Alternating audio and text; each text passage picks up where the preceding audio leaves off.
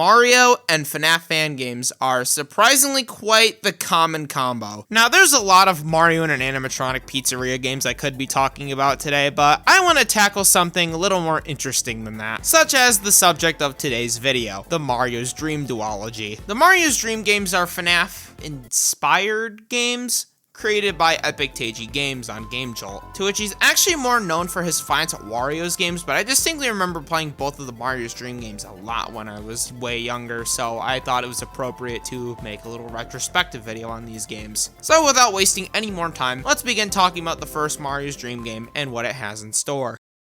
When it comes to the plot, Mario's Dream 1 is about as simple as it gets. Mario is stuck inside of his dreams, and you, Mario, have to escape your dreams. Game-wise, the game is pretty simple. You got a flashlight battery that kills you if it goes down to 0. You got an exposure meter, Flumpty's 2 style, that when it fills up, you die. And you got these little white arrows to click around in order to move around the map. Personally, I feel like the white arrows in this game specifically are way more confusing than they should be, but I guess that's just me. Level 1's main threat is Mimi. If you're in her line of sight for too long, she'll raise your exposure too much and she'll kill you. There are 3 keys hidden around the map that you have to find and use on this gate in order to escape. The keys, however, spawn in the same spots every single time, so you could beat this level super quickly. Heck, you get an achievement for doing it. Speaking of achievements, there's only 5 of them in this game, and only 2 of them you have to go out of your way to get, and they're still pretty easy. So when I beat level 1, I got 2 achievements just like that. Level 2 ups the ante a little bit by adding in 2 more threats on top of your basic raise your exposure and die threat, which is King Boo in this level. One of these threats is Cappy from Mario Odyssey. If you try to charge your flashlight or leave the room while he's in it, he will kill you instantly, so you have to wait for him to leave. However, there is an alternative way to deal with him. There's a Cappy coin hidden somewhere on the map, and when using it on him, it instantly makes him disappear, which is really good for if the last threat, the Mad Piano, is after you. Basically, you'll hear a noise and you have to go to the topmost room of the mansion. I'm not sure how long you have to stay in there or if he just goes away the moment you go in the room, but just stay in there for a couple seconds and you should be good. The main objective in this level is just to survive for 200 seconds, nothing interesting. Also, you get your second out of the way achievement by clicking on Cappy. The final level in this game is a forest. Your main exposure raising threat in this level is a bunch of trees that can spawn in every single room. If you spend too long inside of a room, Rex will show up and also raise your exposure. The first of 2 objectives of this level is to find 3 super horns, which of course all spawn in the same spots every time you start the level. After picking up the last super horn, you just need to survive for 120 seconds before you win. Now, level 3 technically ends there, but the final boss and level 3 are counted as the same level, so I guess we'll just talk about the final boss right now. And let me tell you, the setup for this final boss is a doozy. So Mario here is about to wake up, right? And then this evil Shadow Mario shows up and he tries to grab him. But then Mario realizes that this is his dreams and he can do whatever he wants. So my man Mario here just materializes a shotgun getting ready to mow down this evil Shadow Mario guy. And yeah, that's basically the premise for the final level. The layout of the final level is the exact same as level 1 with even the 3 keys and all. But after the keys don't work, you realize that you have to rip open this tear in this one room in order to actually beat the level. The evil Shadow Mario guy will frequently show up and you have to, shoot him with your shotgun. Also, you can't stay in the same room for too long anymore, otherwise the evil Shadow Mario guy will kill you. But once you open that tear and the time runs out, Mario wakes up and is greeted by Luigi. After breaking his spine, the game ends. But I'm not done here because we still have some more stuff to talk about. First of all, please play this game in full screen, otherwise the game will look like this. Second of all, this game's extras are actually pretty interesting. Level 3 was originally going to be a temple, but then was changed to the forest we see in the game based on this Game Jolt poll. Gooigi would have been in the game as an enemy. And my favorite unused fact about this game is that the finale would have had a giant Luigi, but Epic Teiji removed it because of the sheer awesomeness of Mario using a pump shotgun. I mean, come on, you gotta love the honesty there. Oh yeah, we also learned that the final boss's name in this game is Fantario. Now here's something that's actually interesting There were event levels in this game where like certain versions of the game would have like a unique level you could play with unique enemies and unique gameplay and stuff. These 3 events were Holiday Horror, Halloween Horror Show, and Doctor's Doom. If you beat these events, you would have gotten a flashlight tied to the event as well as a ticket that allowed you to replay the event after the event ended. Sadly, I couldn't find any footage of Mario's Dream 1's events, which is unfortunate. Though they are still in the files, as sometimes there's a glitch of the chill flashlight showing up when it's supposed to be the default flashlight. You also got a flashlight for joining a Discord server. I don't know how that exactly works, but you know, that's there, I guess. And the last interesting thing I want to mention about this game is versus mode. Yes, a point-and-click inspired FNAF game has online multiplayer. In quotations. You see, you needed somebody to connect to your computer with Parsec to control the keys necessary to control the other player. So you have this weird convoluted system of player 1 just playing Mario's Dream normally, and player 2 just pushing keys every once in a while in order to do stuff. Brief side tangent, but I think it's really funny that I ended up doing this for one of my own games, so clearly I was a little inspired. Now, before I end this segment of the video, I would like to say that Mario's Dream 1 is actually getting an update soon, with the update in question bringing back all of the event levels and all of the flashlight flare, as well as having a few bug fixes and general improvements to the game. I'm really interested to see how the event levels would actually play out, so it's cool that Teiji's actually bringing the events back. So yeah, that's Mario's Dream 1. Is it a great game necessarily?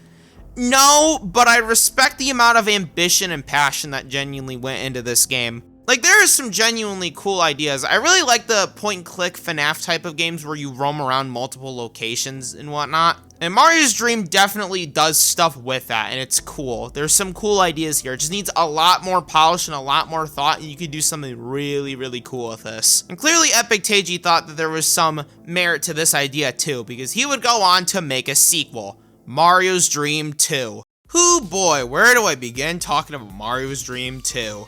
Probably the beginning. To sum up the beginning of the story briefly, basically Starlo finds this shed which has Luigi and Yoshi tied up, with the villain from the first game, Fantario, returning with a slightly new design. And then we get thrown into the gameplay, where we start playing as Luigi. Luigi plays basically like Mario did before the final boss of the first game, where he just moves around and that's it, nothing else special. There's no flashlight battery system in this game though, instead you have a status meter that tells you if you're scared or not. This is useful for exactly one level in the entire game. Luigi's first level is pretty uninteresting. You just walk up to this lighthouse, turn it on, and then wait for some time for the level to end. The only enemy in said level is Stretch Toad, who's this weird human-looking toad who probably would look scarier if he wasn't drawn with Click Team's art tool. He just raises your exposure if he's on the screen for too long, much like most of the enemies from the first game. Something that is new to this game, however, are secrets, which are little collectible things in the background that get added to an inventory screen in the extras menu. The secret in this level is Max from the Sam and Max series. Overall, like I said before, this level is very, very uninteresting. Level 2 is a slight difficulty increase with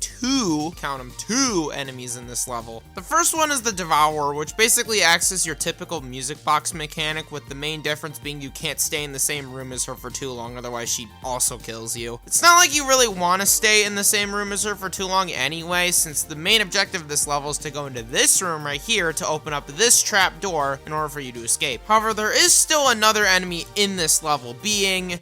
how do I pronounce this guy's name again? Yeah, spoiler alert, some of these levels have evil clone versions of Mario, Luigi, and Yoshi, and I'm just going to be calling them evil clones, because how do I even pronounce this? Anyways, evil clone Mario basically shows up sometimes when you go to the trapdoor, and you have to go hide inside of an outhouse in order to, hide from him. There's actually a pull string in this outhouse, in which if you go back to the Devourer's room and click this LK, you get the second secret of this game, the Luigi Kid. Yeah, a lot of the secrets in this game are just YouTubers that have played the first Mario's Dream, which is neat to show appreciation for those Mario's Dream 1 OGs. Level 2 is a slight step up from level 1, although there's still not really all that much going on. Now, another thing new to Mario's Dream 2 is boss fights, in which there's one for every character. Luigi's boss is Mutant Bones, who's this giant mutated dry bones with a big ol' arm and a big bone club. Like I said about Stretch Toad, if he wasn't drawn in this art style, like if he was drawn in Epic Teiji's modern 2D art style, he would look so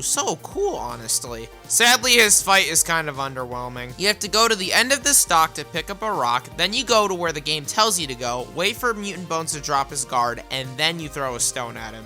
And then wait for him to leave. Yeah, if he's not off the screen when you try to leave, he will still kill you even after you've dealt damage to him. I have gotten many game overs to this, and it's kind of stupid. Dare I say, a bug even.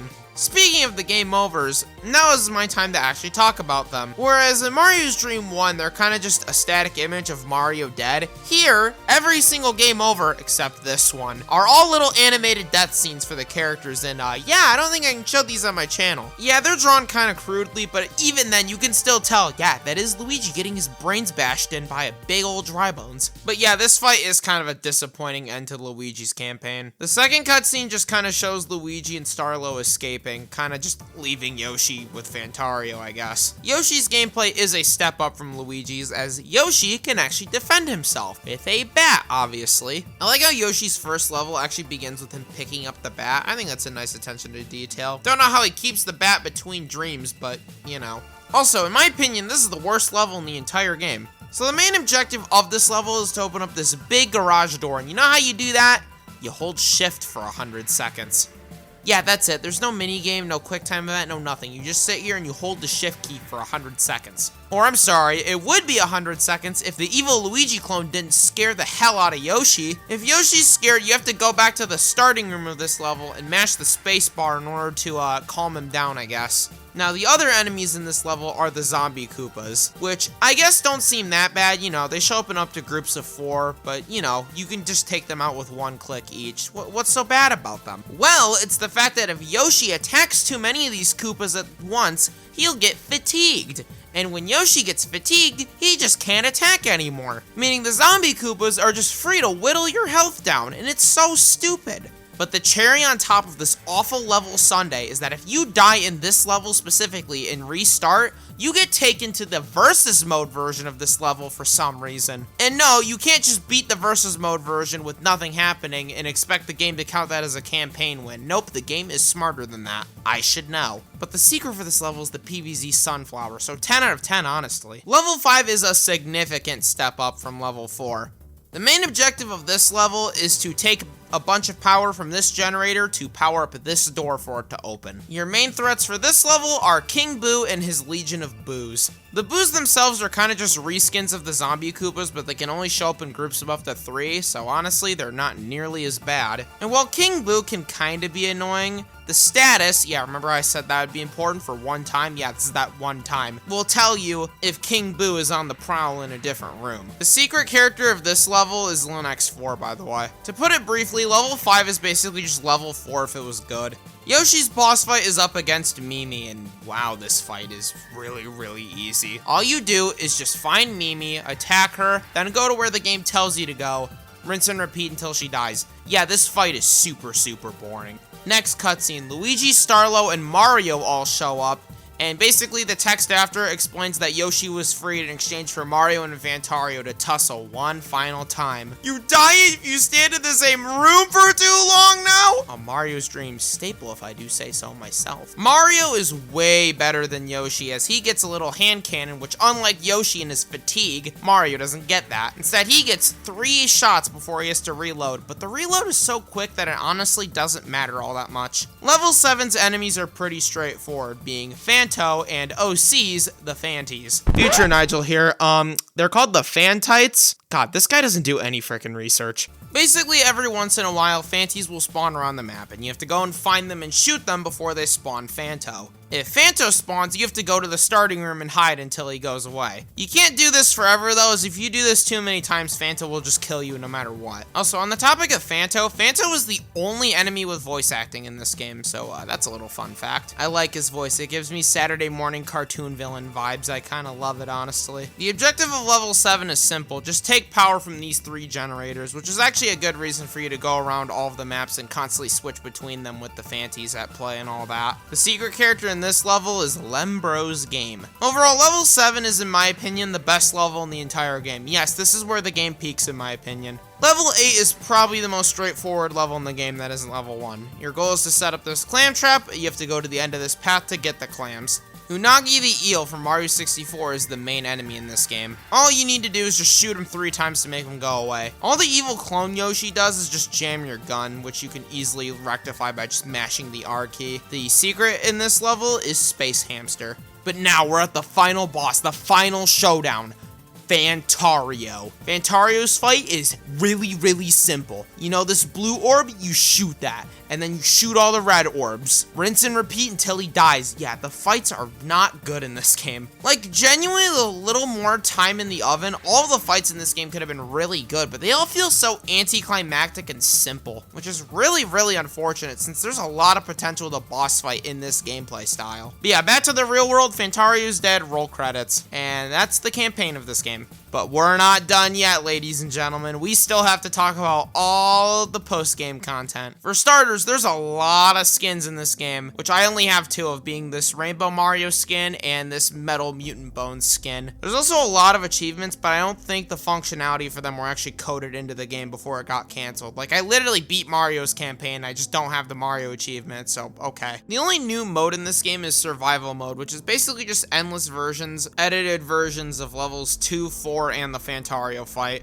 However, what if I told you that this mode is actually a replacement for another mode? Chaos Mode. No, not that Chaos Mode, this Chaos Mode. It was inspired by the Boofy's Bunker mode, though. Basically, it's this game's equivalent of a custom night, and yeah, this looks like a pain to play. Sadly, however, this mode is lost media, as I haven't seen any build with Chaos Mode pop up on the internet, to my knowledge. Which is sad, because Chaos Mode is way more interesting than Survival Mode. Versus Mode returns in the first game, as I mentioned earlier, and yeah, it sure is Mario's Dream Versus Mode, alright. There's this little news area that tells you about the 2 event levels that were in this game. Oh yeah, we gotta talk about the event levels in this game. Birthday Bash is basically just the Fantario fight, but you have to spam the spacebar and the gift shows up in different spots than the blue orb did. Kinda sad that this provides more of a challenge than the actual final boss, but you know, that's just me. Sizzle and Summer's a reskin at level 1, but you also have to click on this steak and water bottle to keep your hunger and hydration up respectively, while this Tiki guy, who's a reskin of Stretch Toad, chases you around.